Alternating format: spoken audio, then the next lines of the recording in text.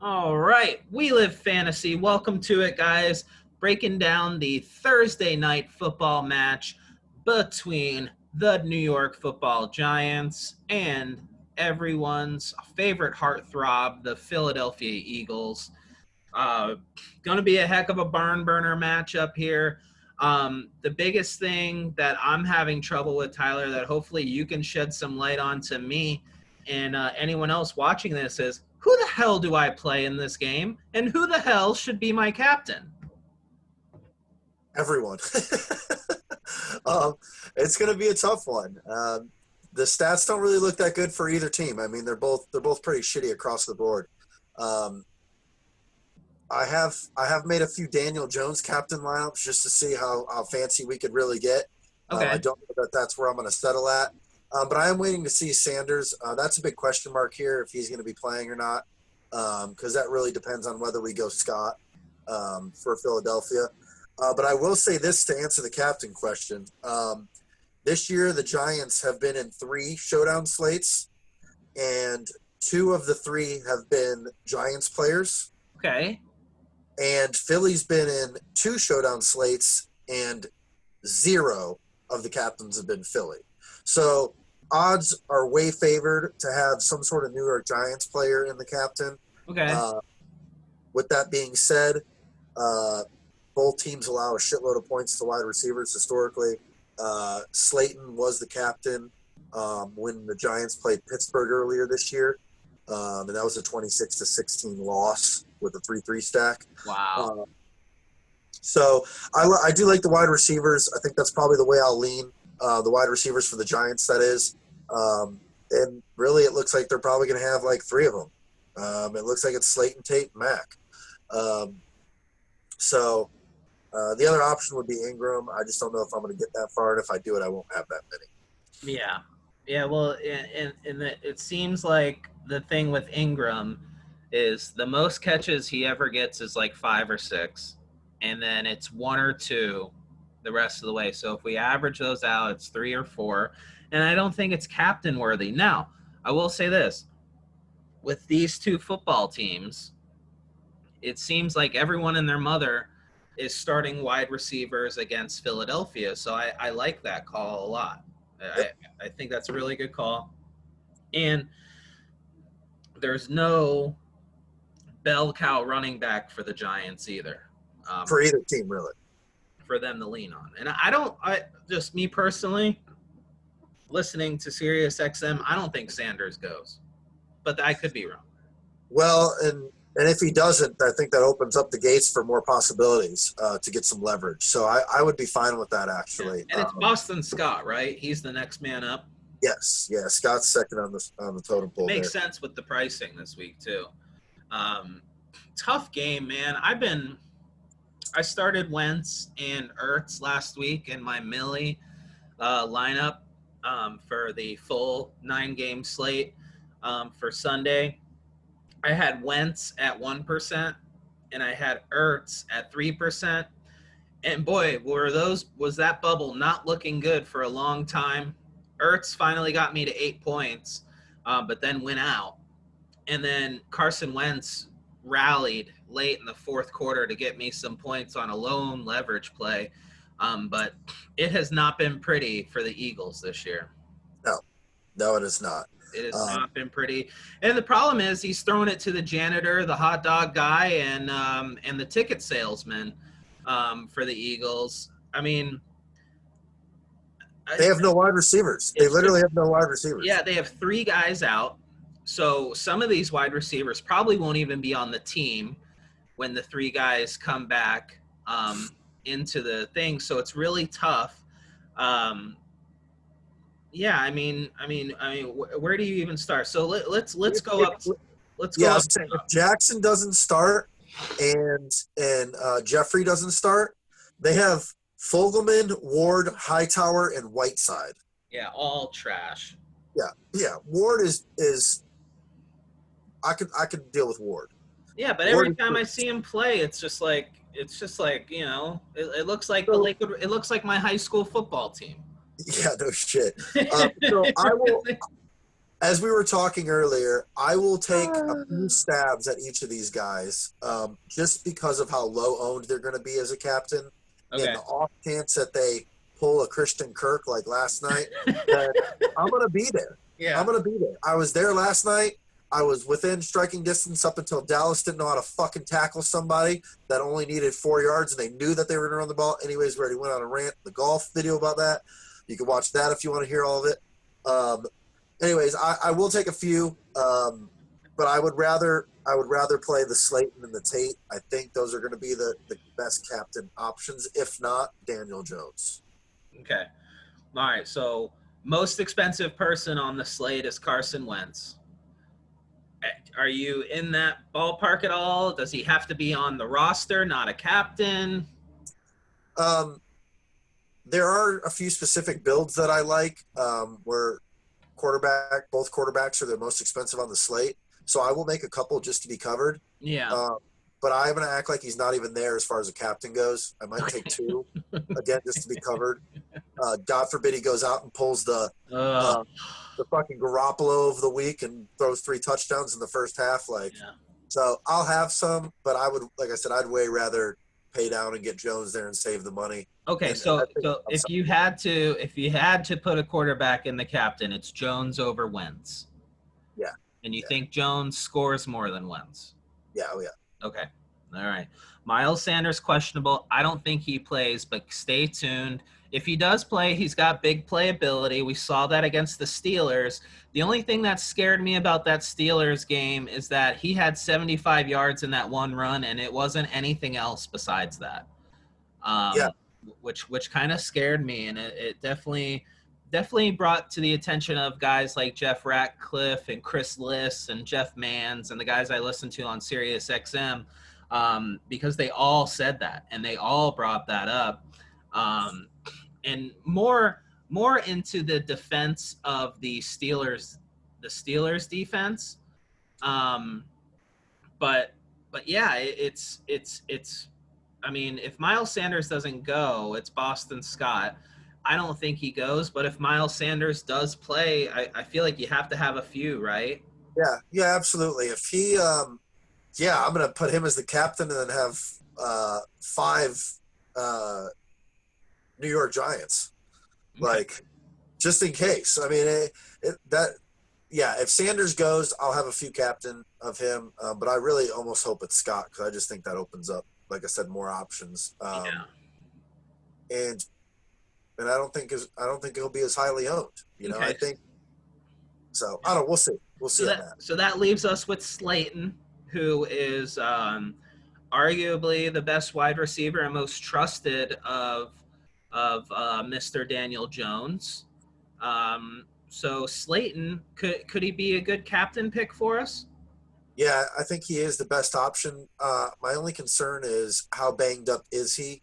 I've been reading on some of the reports that they're saying he's going to attempt to gut it out, which doesn't make me feel too good. Yeah. But I'm gonna keep up to date on that, and I'll post on the Facebook page, as we find out more information on that.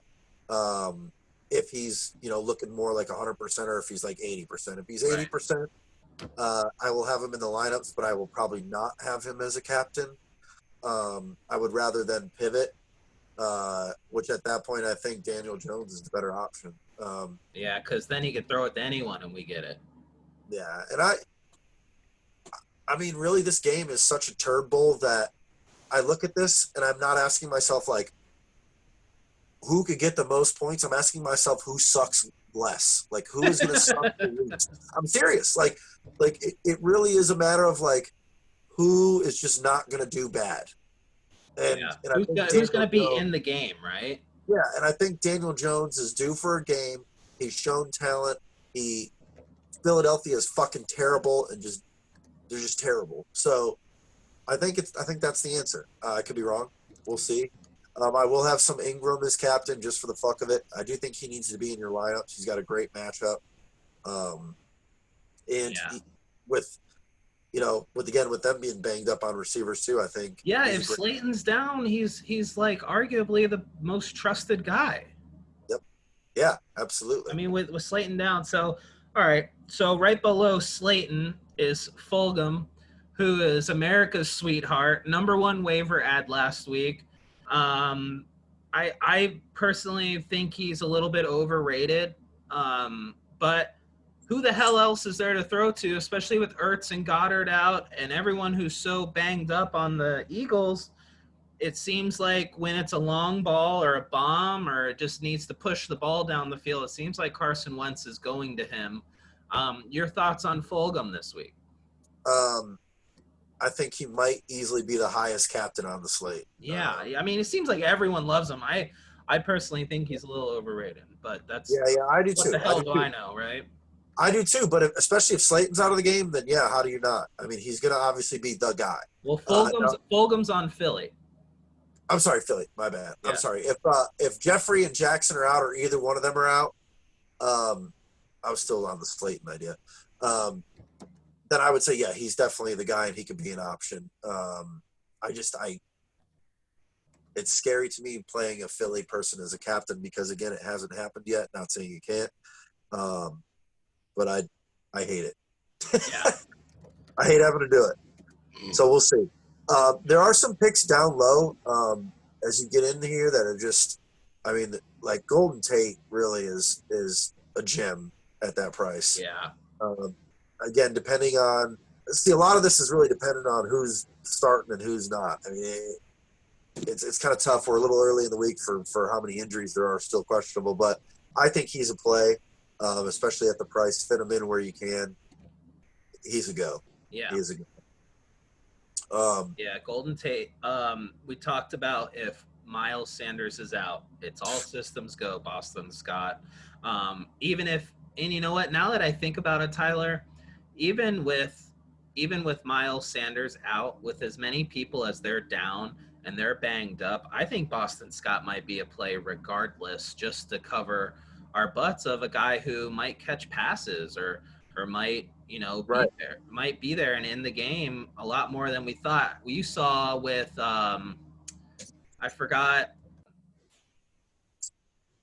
with the Packers when Devontae Adams was down, they were running Jamal Williams and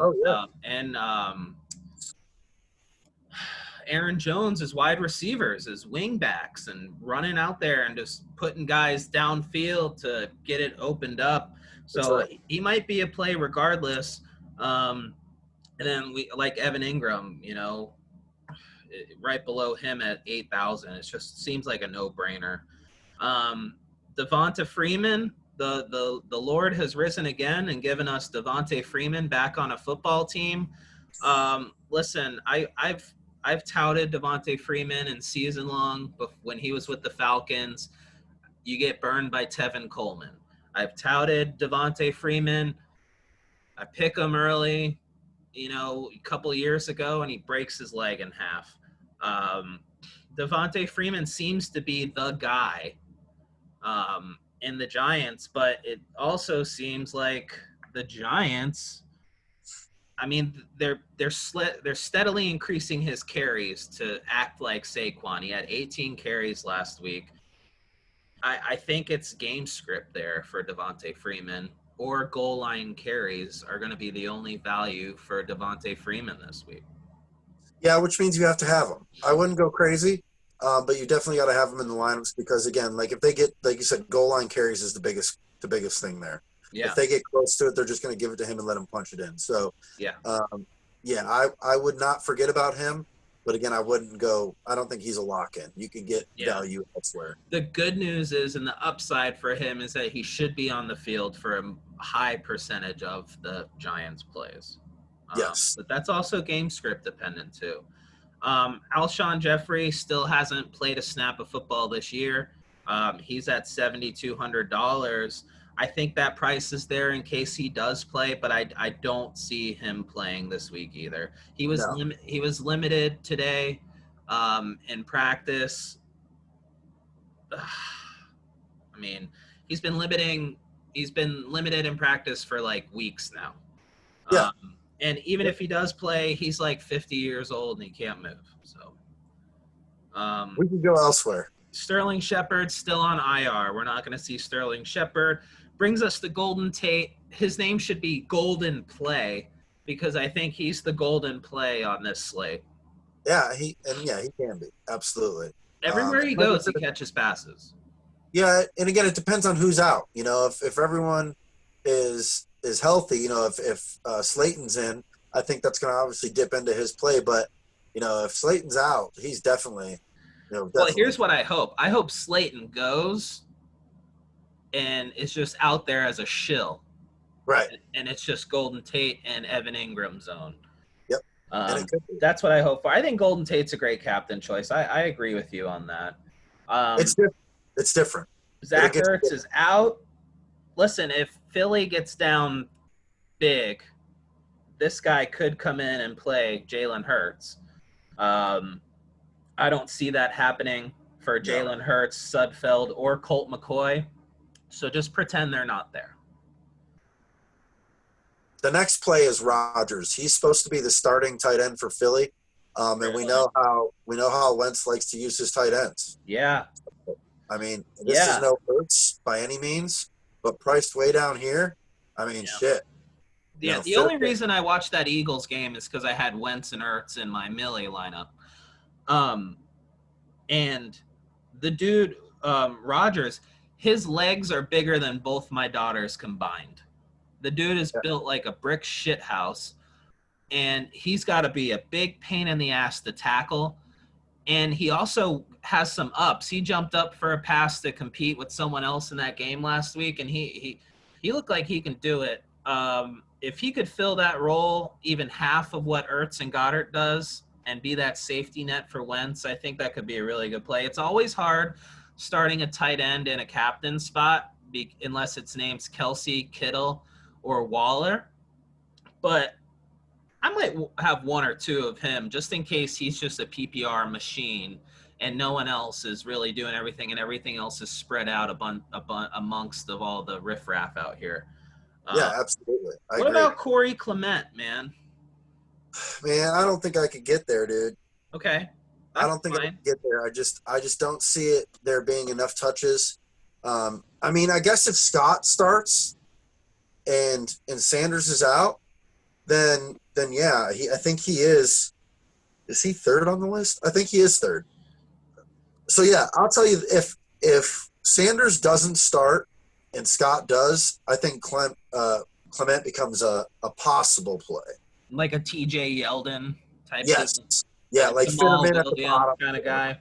But he is pricey. That is pricey for not knowing how much you're going to get out of him. Well, I think they did that because it's the same with Boston Scott, is because I think they know Sanders isn't going to go. Right. But check that Thursday, like 4:30. You guys need to check your lineups and see what the hell's going on and read the pulse. I'll do my best on Twitter and listen in the Sirius XM that day. We touched on Rodgers at 5,000. Greg Ward going to be one of those wide receivers out there because Alshon and Deshaun Jackson should live in a padded box. They're going to be out there. He's averaging 9.4 fantasy points per game. It seems like it's a target that Wentz isn't afraid to go to. Oh man, I love him actually. If you could, and again, I'm not going to be crazy with this, but it is a good option to take him as a captain in a few because you could then stack the top. Now, it's a very risky play, but if the other two are not playing, then it is definitely worth a few stabs. Definitely worth a few stabs. Well, listen, nothing surprises me anymore after Christian Kirk last night. Yeah. So I will also have a few stabs on each defense, and the reason why is because the Giants are number one in the league for most points allowed this year to opposing defenses at 10.5 points. Wow. So, 10.5 points, that could be the third highest scorer on the slate. Yeah, no shit. And Philly is sixth, allowing 8.6 points on average. So I'm going to have a few of those in hopes that it's a low-scoring game and maybe a defensive touchdown. Well, I tell you, that's hard to believe and very sad. It is, isn't it? all at the same time. All right, so you're saying Eagles D over Giants D? Yes. Okay. But both. Okay. But both. All right, so then it brings us to kickers. Jake Elliott, kicker for the Eagles, who I cut his ass last week on my season long because he's a bum. And then we have Graham Gano, who Gano has made like 3 kicks over 50 yards this year. So about Gano, fun fact, when the Giants played Dallas earlier this year, he was the captain in the winning lineup. Wow. With 30 points. Wow. Yep. It was a 4-2 That must have been stat. the week where he kicked those 2 over 50 yards. Yep. Funny thing about Gano, I listened to Chris Liss from RotoWire, and he was comparing kickers to the early era of the NFL to modern day kickers, and how if Graham Gano was in the 80s and 90s, he'd be in the Hall of Fame because there's guys with way less records, way less kicks, way less everything in the Hall of Fame, and kickers have gotten so good that he just keeps going unnoticed, but he's arguably one of the best kickers in the league besides McManus and Justin Tucker. He's right there in that conversation. And it seems like the Giants move the ball just enough downfield every time and don't get into the red zone and don't score, which leaves the kicker to be kicking the shit out of everything. And when you can make it from 50 yards, you're not really scared to call in the kicking unit to do it. So I like that. I'm going to have some Gano. I hate playing defenses and kickers and showdowns but I keep getting burned by kickers and defenses and showdowns. So I just need to mentally tell myself to get over it and to just do it. Here's another one for you. In one of the other games, again, they've only had 3 showdown games this year. The one, he was the captain. In the second one, he was in the lineup. He was a flex. He had 9 points. Wow. So, yeah. Okay. So Gano over Elliott. Over Elliott, correct. Okay. All right. So now it gets down to under 3,000 pricing. It gets a little shady. Arcega Whiteside would be the wide receiver number 3. 4. 4. They got Fogelman, Ward, Hightower, Whiteside. Okay. So Arcega Whiteside or Hightower are your 2 dives down here. Throw a dart at them. Dion Lewis, I mean, really, don't do it to yourself. Gallman, it's a shame that they brought Devonta Freeman in because Gallman's actually pretty good. Yep, yes he is. He's actually pretty damn good. So that's a shame. And then any other people down here under $1,000 that you're throwing darts on? Is it Philly? Is it New York? Yeah. I've got Austin Mack here because he could very easily be wide receiver number 3 starting for the Giants. He's $400, and they are so limited with who they have. Even they promoted from the practice squad, so I think Austin Mack could be wide receiver 3 there. Okay. Which means he's going to be on the field a decent amount of the percentage of the time. Right. So it's worth a shot. I don't know that he's going to get any points or any looks, but it's worth the shot because he's going to be on the field. Okay. And then Butler is tight end number 2 for Philly. So not saying it's either going to be Butler or Kroom, but right now Butler's listed as number 2. Okay. So either one of those I might take a few stabs at just on the off chance that, they catch a touchdown pass. Right. Well, think about it this way. I really liked Pringle in the Kansas City Buffalo matchup because he was only $400. All he had to do was catch one pass to live up to his value, and if it went over that, he produced his value. He put up 6.6 points last night for me, and won me a couple bucks. So yeah. I'm willing to take that chance on Mac, and guys like that. I mean, he really did it for me last night. It was really nice. I think Mac is the best play down here. Okay. Well, I'm with you there. Under Gano. Okay. But yeah, so I'll have some 4-2s, I'll have some 5-1s, I'll have some 3-3s. Again, I really like the Giants wide receivers and or the Giants kicker, surprisingly, as a captain. Okay. And I will take probably a stab or 2 at Fogelman, whatever, Fogelman, for Philly. Fogel, whatever. Bug him. Fuck him. I will take a couple stabs if he ends up being wide receiver number one. And I'm not going to sit there and have FOMO all night. I know I said I don't like him. I don't trust him. But listen, when you have Alshon Jeffrey, Deshaun Jackson, Goddard, and Ertz out, you need someone from the hot dog stand to come in and catch some passes for you. So that's what they're doing. I think Wentz is capable enough to put the ball where it needs to be. He just needs the receivers to catch the damn thing and just fall to the ground. There was a couple times I saw Philadelphia wide receivers last week, like their brain was ahead of where their body was, and it cost them. And hopefully they're taking those rookie stripes and taking that beating now to get better throughout the rest of the year, and gain that experience. So I hope they do it. I will be in the quarter jukebox and a dart in the big one. I don't feel that confident, so I don't want to burn my money. I understand.